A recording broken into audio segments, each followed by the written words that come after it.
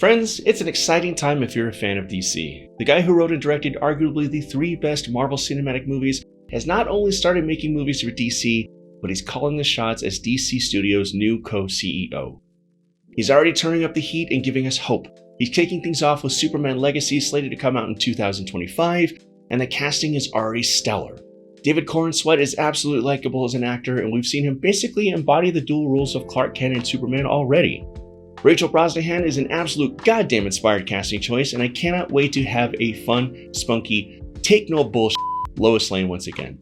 The film will also star Isabella Merced as Hawk Girl, Edie Gathegi as Mr. Terrific, who is a goddamn terrific actor and deserves vindication after the bullshit non-role he was given in X-Men First Class, and longtime James Gunn collaborator and nerd heartthrob Nathan Fillion will play Guy Gardner, which again is just perfect casting. Even more so if they go with a ginger bowl cut. We're off to a good start.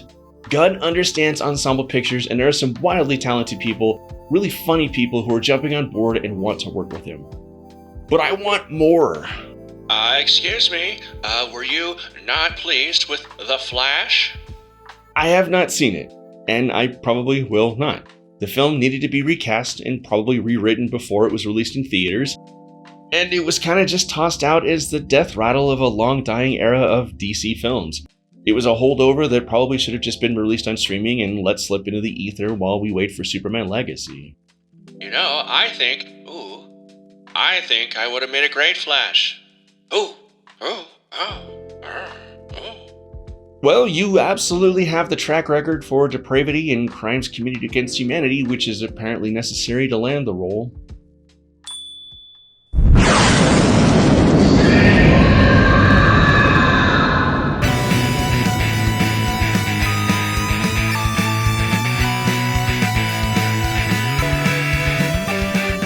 Welcome aboard Space Castle, where it's our continuing mission to search the universe for all things nerdy.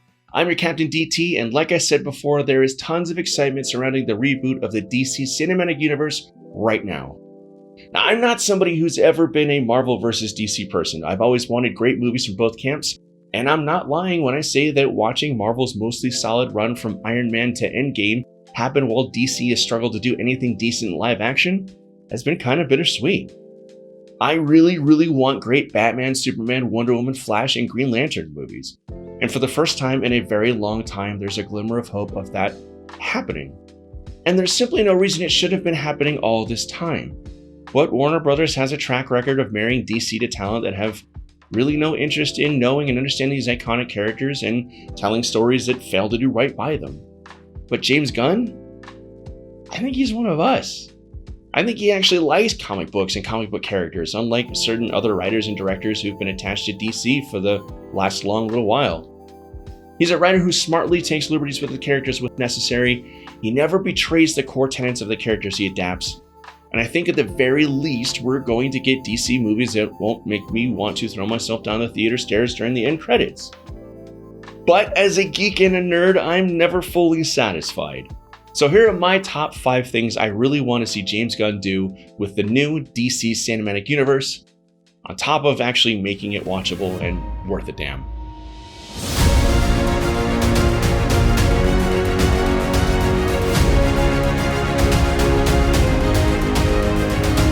So first things first, I want a Superman that doesn't hate himself. That one scene that everyone still loves in Man of Steel is a scene where Clark, aka Kal-El, first discovers he can fly and is elated at the discovery. Henry Cavill played the role with as much charm and charisma as he could, but the Superman in the most recent iteration of DC movies was pretty damn joyless.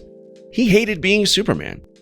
He still did the right thing, but he was raised by a father who taught him that a bus full of kids should die in order for him to protect himself. He was raised by a father who thought that getting killed by a tornado was a good life lesson for his son, and that his son should always act in his own best self-interest. That's f***ed up. That's no Jonathan Kent that any kid who loves superheroes should ever have grown up with. Superman is a being with incredible power. He's damn near a god in comparison to the human beings he lives amongst. By all rights, he should be a supervillain, and many a comic book author has explored the idea of Kal-El landing on Earth in less fortuitous circumstances than he did. But Kal-El is Superman, Earth's greatest champion and protector, because he was raised by really good people who represented the best humanity has to offer. selflessness, honesty, and a strong moral compass. And I really miss the days of Christopher Reeve's Superman, who as a character absorbed those lessons from Ma and Pa Kent and set out to not only be a good person, but someone who took on the role of Earth's guardian with pride and respect.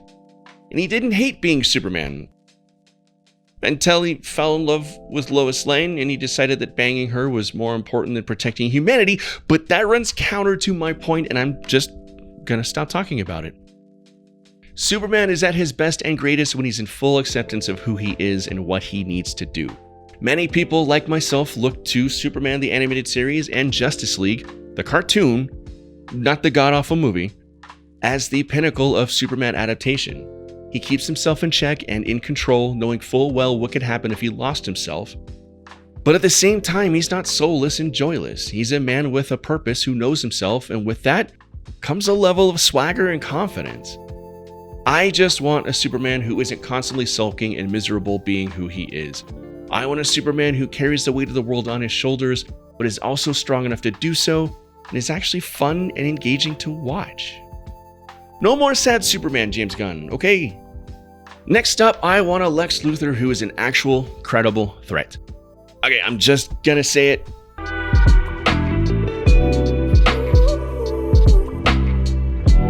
Gene Hackman is a wonderful actor, but Lex Luthor is the weakest link in the first two Superman movies. There, I said it. I'm not even gonna comment on Superman Returns because both Kevin Spacey and Bryan Singer. Much love to Brandon Routh though, that dude deserves so much better. But I am simply absolutely just not a fan of comic relief, slapsticky, and silly Lex Luthor. Peak Lex Luthor is a normal, super powerless human being who can still stand toe-to-toe with Superman because of his vast wealth, his cunning, and his absolute goddamn hubris. He's basically an evil Bruce Wayne who doesn't give a shit who sees him do crimes because he's so rich and powerful that no one can really stop him. He is a man who will look Superman dead in the eyes and tell him what for, knowing full well that Superman could obliterate him immediately, but he knows Superman won't, and Lex sees that as weakness.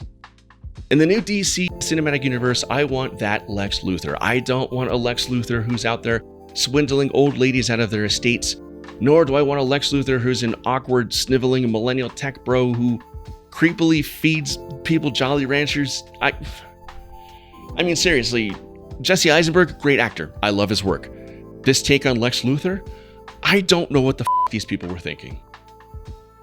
Give me a Lex Luthor who is a scary, direct threat of a villain, even in the face of a hero who could drop an island on his head if he was any less of a good person. I want a Batman who is actually a ninja. Now, I'm not even going to touch on the fact that Batman shouldn't kill people. It's the thing that separates him from myriad other vigilantes.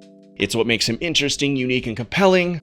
Otherwise, he's just a rich psychopath with no regard for human life, and we have enough of those in the real world. I genuinely believe that James Gunn understands and respects the core tenets of the characters he's about to be in charge of in cinematic form, and I'm sure he gets that a Batman who kills people is no Batman at all. Zack Snyder's Batman was pancaking people with his car, blowing them away with .50 caliber machine guns, all in the name of trying to murder somebody else. It was a grossly misguided take on the character, a complete disregard for what has made the character enduring for more than 80 years. And anybody who disagrees with me is welcome to leave a comment below. I will respond. What I'm talking about here specifically is the fact that the movies, for whatever reason, are afraid to show Batman as a ninja who relies on stealth, speed, and cunning, rather than a full suit of body armor. I don't know why, but apparently a man who is trained with the most skilled warriors around the world being able to avoid being shot by simply not being where their bullets are going is less believable than a Batman who keeps taking point-blank shots time and time again.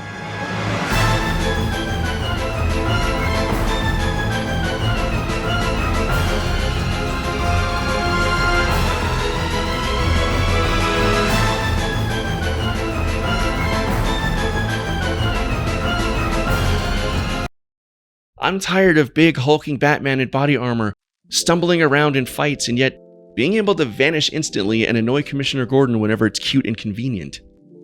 What sets Batman apart and makes him a formidable member of the Justice League, aside from taking really good notes and knowing how to take down every member of the team if he needs to, is his cunning, his incredible exhaustive training in both ninja skills and combat. James Gunn, I beg of you, please just produce one movie in my lifetime where Batman is a ninja and he strikes fear into the hearts of criminals by being so nimble and stealthy that he's terrifying. A guy in full plate armor strolling out of the shadows just isn't scary anymore, and I don't know if it ever has been. It's like the Pillow Man in Community. Next up, I hope there's a plan for the first really big arc's conclusion. Now look, I think what Marvel achieved between Iron Man in 2008 and Avengers Endgame in 2019 is nothing short of incredible. Even with some missteps, something like 30 movies over 11 years that connected as well as they do and for the most part delivered a reasonable level of quality to audiences is astounding. But it's also kind of become apparent that such a thing wasn't meant to last after what probably maybe should have been the finale. Thanos was defeated, the universe was restored after being torn asunder, and the heroes, for the most part, all received fitting ends. And the MCU has largely been treading water since, in my opinion. Whether there's no actual plan post-Thanos or it's taking longer to get to that plan because of COVID and licensing rights and whatever else, the MCU has kind of been coasting on goodwill for the last 4 years now, and we're all still waiting for the next movie to really grab us and start setting up the next big thing.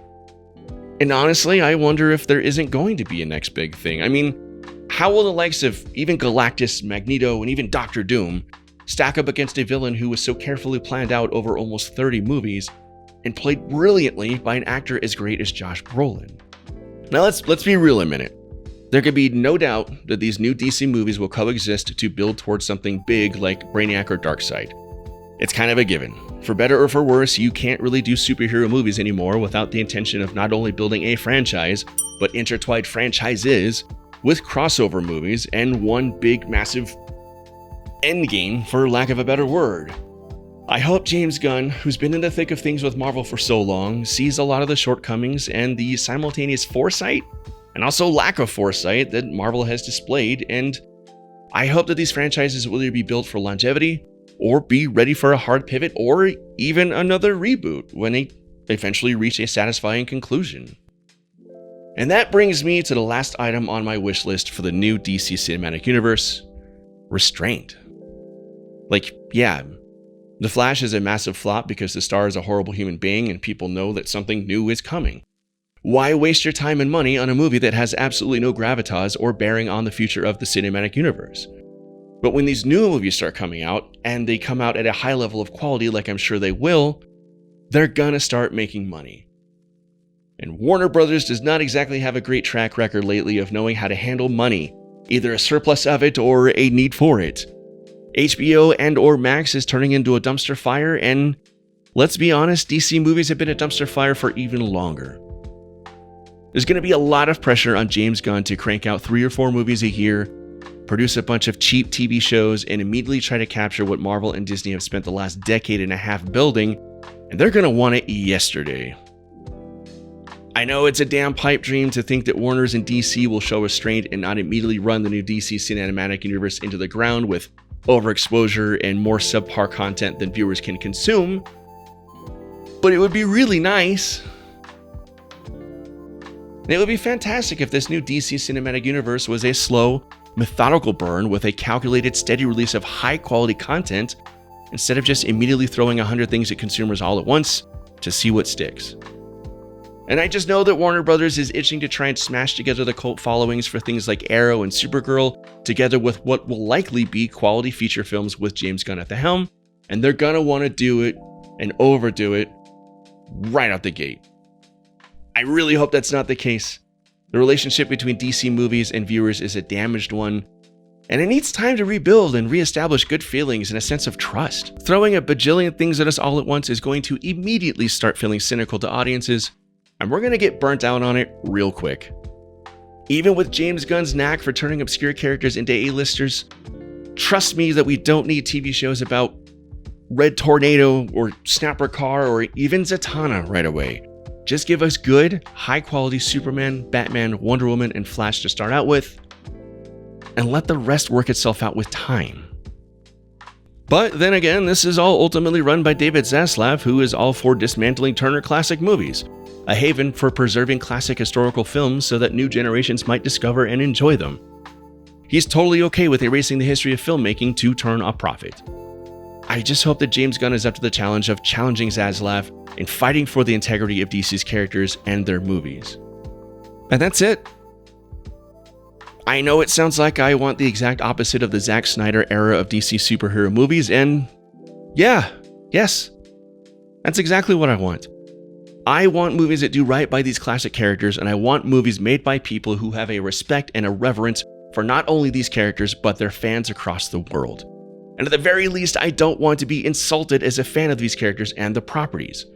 At the very best, I want good movies that don't sacrifice these characters for the sake of telling whatever bullshit stories they can be shoehorned into. If you're going to make a Batman movie, then make a Batman movie. Don't make some nonsense about a guy brutally murdering people in a tunnel vision crusade to commit even more murder. If you're going to make a Superman movie, then make a Superman movie. Don't make some half-baked deconstruction of superheroes when you misunderstand superheroes on a fundamental level to begin with. If you want to make ultra-violent movies with misguided and tone-deaf social commentary, then maybe do it with your own intellectual property.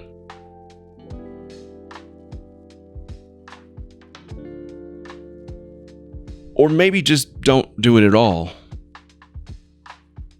In short, I trust James Gunn.